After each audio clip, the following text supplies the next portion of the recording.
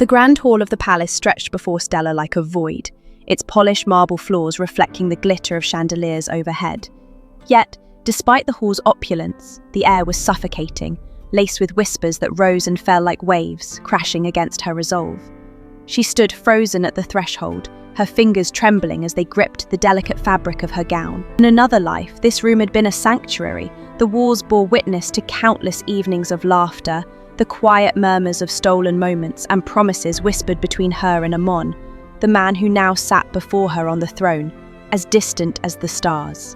Stella's eyes fixed on him, her heart twisting in disbelief. The man she had loved, once tender and full of charm, now regarded her with an expression colder than the polished steel of the guard's swords. Beside him, seated casually on an ornate chair just below the dais, was Lilia. Her silver hair shone like a beacon under the glow of the chandeliers, her porcelain complexion accentuated by a gown of soft lavender, a colour Stella had once considered her favourite. Lilia's delicate features were twisted into a look of feigned pity, but her eyes sparkled with triumph. This was the woman who had stolen Stella's husband, her future, and now, her very life. "You must understand, Your Highness," Lilia said, her soft voice carrying over the murmurs of the court. "I never wanted it to come to this, but as a member of the royal family, it is our duty to protect the throne from threats, no matter how personal they may be." The words hung in the air like a blade poised to strike. Stella felt her legs weaken as the court erupted into murmurs, each noble's gaze heavy with judgment. "I am not a threat to the throne," Stella's voice cracked, but she forced herself to stand taller. "I am the crown princess, your wife, Amon." "How could you—" Amon raised a hand, silencing her, his cold eyes locked onto hers, and for a fleeting moment Stella searched for the man she had once loved. But there was nothing. No remorse, no hesitation, only calculated indifference. "You were the crown princess," he said, his tone sharp enough to cut. "But your actions have made it clear that you are no longer fit for the role." "What actions?"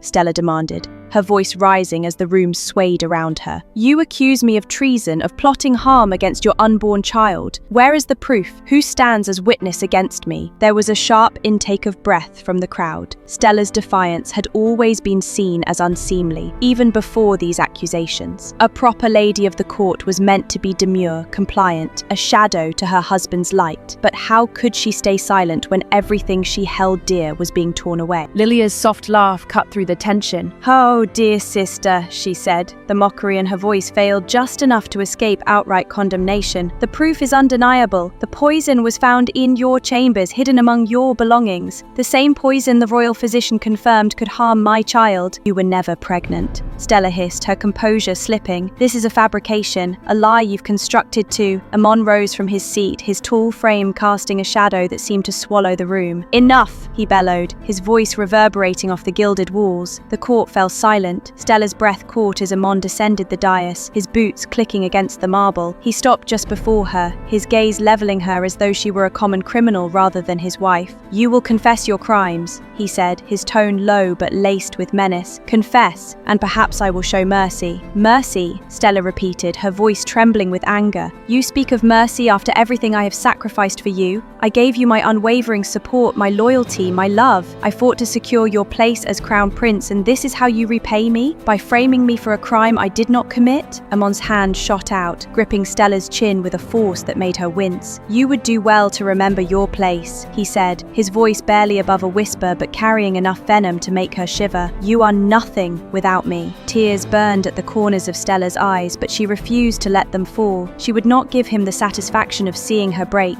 The guards stepped forward then, their armor clinking as they flanked her on either side. Stella's heart sank as they grasped her arms, their grips firm and unyielding. She twisted, trying to pull away, but it was no use. "Take her to the dungeons," Amon commanded. "Her trial will conclude tomorrow." The trial, Stella knew it was a farce, a spectacle meant to placate the court, while solidifying her guilt. Her fate had already been decided. As she was dragged from the hall, her gaze caught on a figure standing at the edge of the room, Prince Alex. He watched her with an expression she couldn't decipher, but his presence felt like an anchor amidst the chaos. The next day came too quickly. Stella stood in the center of the execution square, the sun beating down mercilessly. A crowd had gathered, their murmurs buzzing like a swarm of bees. The platform beneath her feet was rough, the splinters biting into her skin through the thin soles of her shoes. The executioner stood nearby, his face obscured by a black hood, his axe gleaming in the sunlight. Stella's legs wobbled, but she forced herself to stand tall. If this was to be her end, she would meet it with dignity. For a brief moment, her thoughts drifted back to happier times. She remembered her wedding day, the grand ceremony held in the royal chapel. Aemon had taken her hand, his crimson-red eyes soft with affection as he whispered his vows. Their first dance as husband and wife, the applause of the guests as they twirled beneath glittering chandeliers, and the way Aemon had kissed her forehead, promising a lifetime of happiness. Her memories shifted to their evenings together, Aemon's laughter filling the quiet corners of the palace as they shared stories by the fire. His thoughtful gifts, a bouquet of her favorite roses, a necklace she still wore even now. She had been his treasure,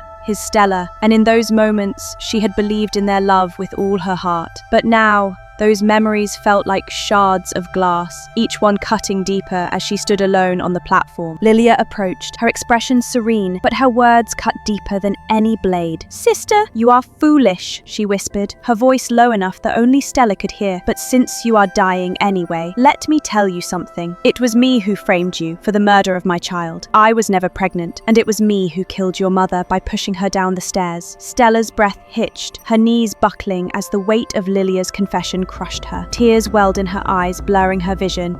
She choked out. "You killed her!" Lilia smiled, her innocence a mask Stella wanted to tear away. As Stella was forced to her knees, she cast one final glance toward the palace. She hoped, prayed, that Aemon would look at her, just once, with even a shred of remorse. But he stood at the balcony, his back to her. Her gaze found Alex instead. He stood among the crowd, his red eyes filled with something Stella hadn't expected, sorrow. And in that moment, Stella's resolve cracked. She didn't want to die, not like this. The executioner raised his axe. The crowd hushed and Stella closed her eyes. If only I could have another chance, she thought. If only I could change everything. And then darkness. When Stella awoke, the world was still, blinked against the sunlight streaming through the window, the familiar scent of roses filling her senses. Slowly, she sat up, her heart pounding in her chest. She recognized this room. It was her own, in the Grand Duke's estate. Her gaze fell on her hands, trembling as she realized they were smaller, unblemished. The memories of her execution were fresh, but so too were memories she hadn't thought of in years. A mirror stood across the room, and as Stella approached it, her breath caught. She was young again, 18, the year before her marriage to Aemon. Tears streamed down her face, her reflection blurring as she whispered, "I'm alive." But this time, she would not be the naive girl who had been betrayed and discarded. This time, she would change everything.